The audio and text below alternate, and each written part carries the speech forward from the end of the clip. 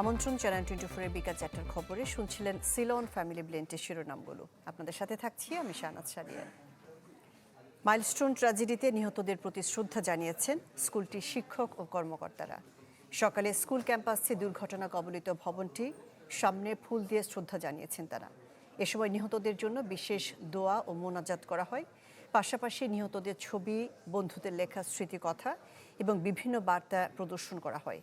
শিক্ষক ও সহপাঠীদের স্মৃতিচারণা হয়ে উঠে আসে বন্ধু এবং স্বজনকে হারানোর বেদনার কথা। এদিন উত্তরা সহ মাইলস্টোনের মোট 16টি শাখায় একদিনের ছুটি পালন করা হচ্ছে।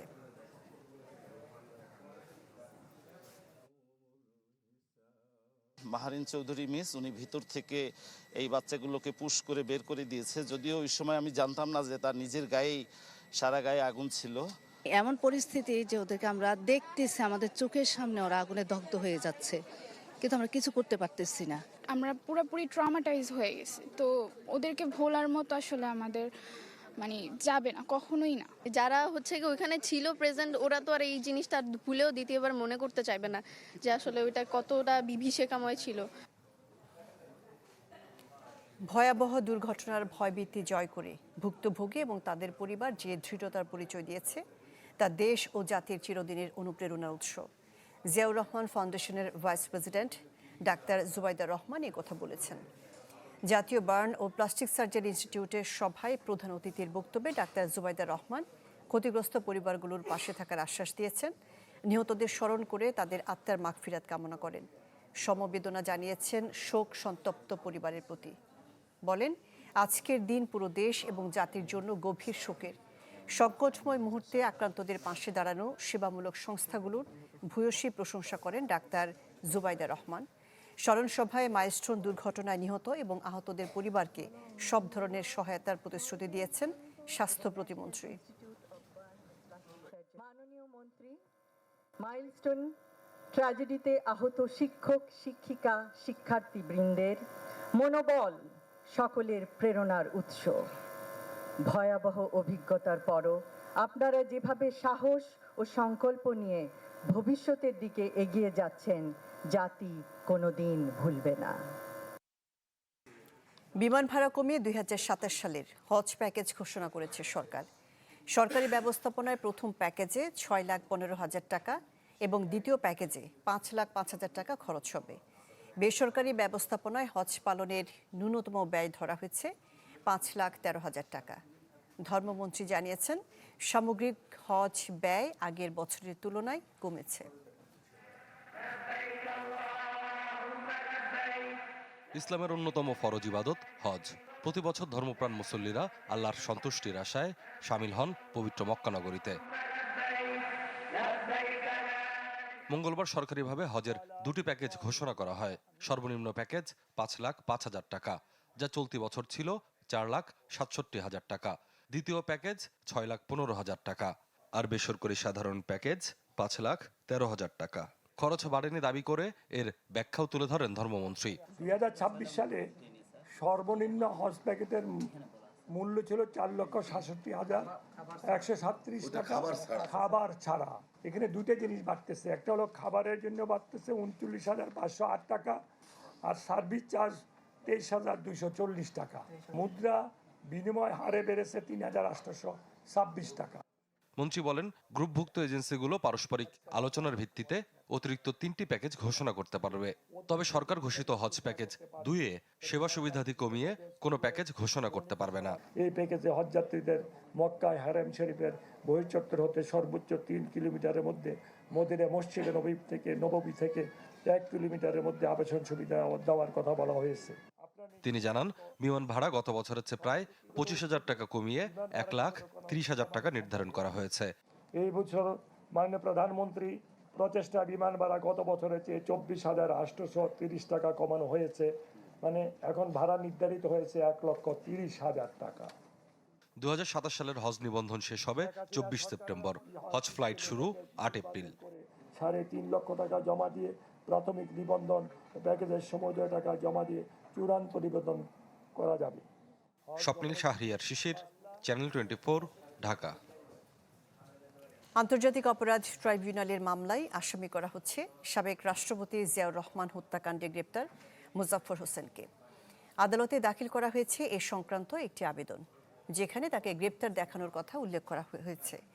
গত বৃহস্পতিবার মাসুদুদ্দিন চৌধুরীর কথোপকথনের সূত্র ধরে ৪৫ বছর পর গ্রেপ্তার করা হয় মুজাফফর হোসেনকে। স্বরাষ্ট্রমন্ত্রী জানিয়েছেন, জিয়াউর রহমান হত্যা মামলার এই আসামির বিচার হবে কোর্ট মার্শালের মাধ্যমে। তবে প্রসিকিউশন বলছে, মানবতা বিরোধী অপরাধ মামলায় মুজাফফরের বিচারের সব প্রস্তুতি সম্পন্ন করেছেন তারা। আগামী বৃহস্পতিবার মুজাফফরকে ট্রাইব্যুনালে হাজির করার নির্দেশ দেওয়া হয়েছে। স্থানীয় সরকার নির্বাচনে আইন প্রয়োগকারী সংস্থার সংজ্ঞায় সশস্ত্র বাহিনী সহ অন্যান্য বাহিনীকে রাখতে চায় ইসি। এ নিয়ে প্রধান নির্বাচন কমিশনারের নেতৃত্বে অনুষ্ঠিত হয়েছে কমিশন সভা। এছাড়া এমপিওভুক্ত শিক্ষা প্রতিষ্ঠানের শিক্ষক কর্মকর্তারা নির্বাচনে প্রার্থী হতে পারবেন না এমন বিধানও প্রস্তাব করেছে কমিশন। এর আগে সংসদে স্থানীয় সরকার পরিষদের সংশোধিত আইন পাশের পর আচরণবিধির খসড়া ওয়েবসাইটে প্রকাশ করে ইসি।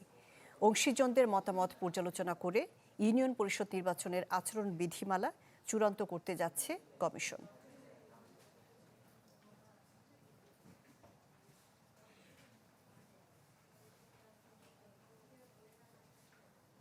কোস্টগার্ড পরিচয়ে এক যুবককে তুলে নিয়ে যাওয়ার অভিযোগ খতিয়ে দেখছে সরকার।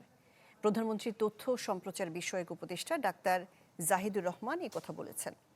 সচিবালয়ে প্রেস ব্রিফিংয়ে তিনি বলেন, গুম এবং বিচার বহির্ভূত হত্যাকাণ্ড কোনোভাবে প্রশ্রয় দেওয়া হবে না।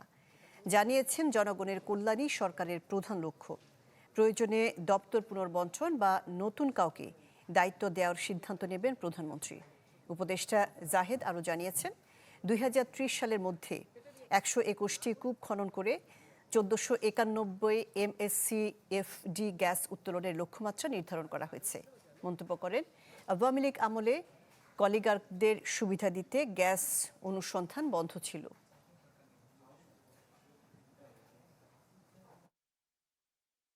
এই সরকার কোনো গুম, বিচার বহির্ভূত হত্যাকাণ্ড এগুলোকে প্রশ্রয় দেবে না। অন্তত আমি সরকারের বিরুদ্ধে এই ব্যাপারে খুবই কঠোর লড়াই করব, কারণ আমার তো নিজস্ব একটা অ্যাক্টিভিজম আগেই ছিল। একটা রাষ্ট্র কাউকে যদি গুম করে, কাউকে যদি বিচার বহির্ভূতভাবে হত্যা করে, সে আর রাষ্ট্র থাকে না, সে মাস্তানে পরিণত হয়।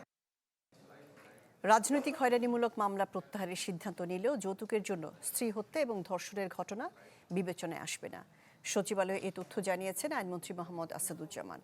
বলেন, আদালতে প্রমাণের ভিত্তিতেই এসব মামলা নিষ্পত্তি হবে। জানিয়েছেন, মধ্যস্থতার মাধ্যমে কিছু বিরোধ নিষ্পত্তি করা গেলে 1 বছরের মধ্যে মামলা জট ৪৫ লাখ থেকে কমিয়ে ২০ লাখে নামিয়ে আনা সম্ভব হবে। বর্তমানে মামলা দায়েরের আগে বাধ্যতামূলক মধ্যস্থতা কার্যক্রম ৩০ জেলায় চলমান। পর্যায়ক্রমে দেশের সব জেলাতে এই ব্যবস্থা চালু করা হবে।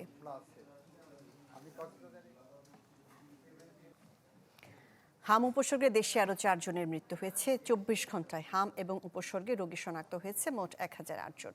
এক বিজ্ঞপ্তিতে স্বাস্থ্য অধিদপ্তর জানিয়েছে, গত 15 মার্চের পর থেকে এ পর্যন্ত নিশ্চিত হামে 95 জনের মৃত্যু হয়েছে। একই সময়ে সন্দেহজনক হাম রোগের মৃত্যুর সংখ্যা 702।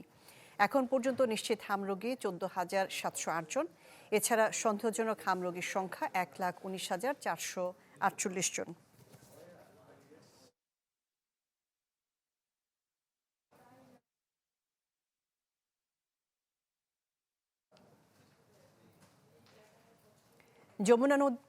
যমুনায় পানি বৃদ্ধির সাথে তীব্র স্রোতে ফের ভেঙেছে টাঙ্গাইল তারাকান্দি সড়কের 60 মিটার অংশ। ভাঙন ঠেকাতে জিও ব্যাগ ফেলছে পানি উন্নয়ন বোর্ড। কুড়িগ্রামের চিলমারিতে ধসে গেছে ব্রহ্মপুত্র নদের ডান্তি রক্ষা বাঁধের 15 মিটার অংশ। ভাঙন দেখা দিয়েছে গাইবান্ধার যমুনা, ব্রহ্মপুত্র, তিস্তা, ঘাঘট এবং করতোয়া নদীর 40টি পয়েন্টে। খোলা আকাশের নিচে প্রায় 2000 পরিবার, তলিয়েছে 1000 হেক্টরের বেশি জমির ফসল। উজানের ঢলে বিপদসীমার উপর দিয়ে বইছে নেত্রকোনার উবদাখালী নদীর পানি। ভাঙনে বিলীন হয়েছে সরকারি প্রাথমিক বিদ্যালয়। নোয়াখালীর হাতিয়ায় টানা বৃষ্টিতে বেড়েছে জলাবদ্ধতা।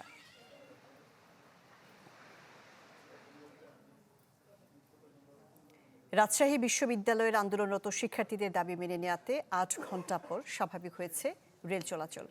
দুপুরে তাদের 4 দফা দাবি মেনে নেয় বিভাগীয় কমিশনার ও রেল কর্তৃপক্ষ। এরপর রেলপথে অবরোধ তুলে নেওয়া হয়। তবে বাতিল হয়েছে বনলতা ট্রেনের যাত্রা। পদ্মা এক্সপ্রেসের ভ্রমণের সময় টিটিই সুমন সরকারি রসিদ না দিয়ে অসাধু উপায়ে যাত্রীদের কাছ থেকে টাকা নিচ্ছিলেন। এ সময় রাজশাহী বিশ্ববিদ্যালয়ের এক শিক্ষার্থী বাধা দেয়াতে ক্ষিপ্ত হয়ে তাকে মারধর করে ওই টিটিই। এর প্রতিবাদে বিশ্ববিদ্যালয়ের চারুকলা অনুষদ সংলগ্ন রেললাইনে অবস্থান নিয়ে অবরোধ করেন শিক্ষার্থীরা। পরে টিটি পরিদর্শককে বহিষ্কার করা হয়েছে। সমঝোতা না হওয়ার কারণে বিমস্টেক সদস্য রাষ্ট্রগুলোর মধ্যে মুক্ত বাণিজ্য চুক্তি বা এফটিএ বাস্তবায়ন সম্ভব হচ্ছে না। রাজধানী গুলশানে বিমস্টেক কার্যালয়ে কূটনৈতিক সাংবাদিকদের সংগঠন ডিক্যাব সদস্যদের সাথে মত বিনিময়কালে এসব বলেন সংস্থার মহাসচিব ইন্দ্রমণি পান্ডে। জানিয়েছেন, মুক্ত বাণিজ্য নিয়ে সমঝোতার প্রক্রিয়াও বেশ জটিল। এই অঞ্চলের মানুষের উন্নয়নের স্বার্থে এফটিএ বাস্তবায়নে দেশগুলো দ্বিপাক্ষিকভাবেও আলোচনা করে সমাধানে আসতে পারে বলে মনে করেন তিনি। এ সময় বিমস্টেক এবং সার্ককে এক করে না দেখার আহ্বান জানিয়েছেন Indramani Pandey.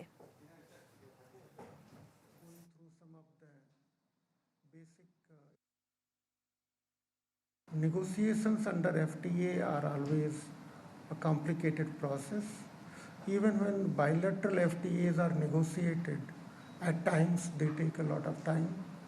But when you have a group of countries working together and they are keen to enhance trade, at the same time they have their own concerns.